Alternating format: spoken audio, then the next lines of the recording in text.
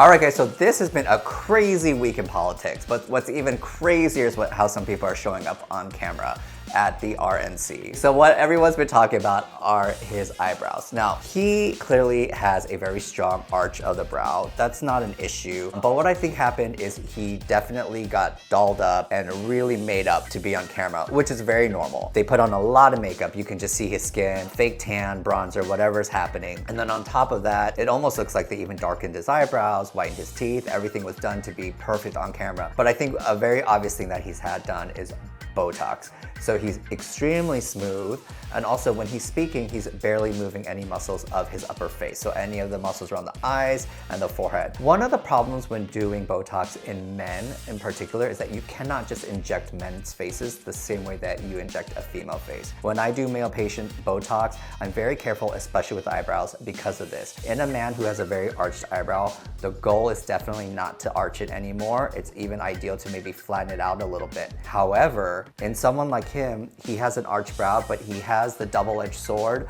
of also having very heavy upper eyelids. So this may actually be one of those rare cases where I may not recommend Botox at all, especially before someone's about to go on camera, because I don't want to lift his eyebrow and give him a Spock brow or kind of like a very witchy look. But at the same time, I don't want to lower his eyebrow and then have him have a very sleepy, almost like he had a stroke look. So he probably would have been best to be left alone, and he probably would have stayed out of social media a lot more than he is right now.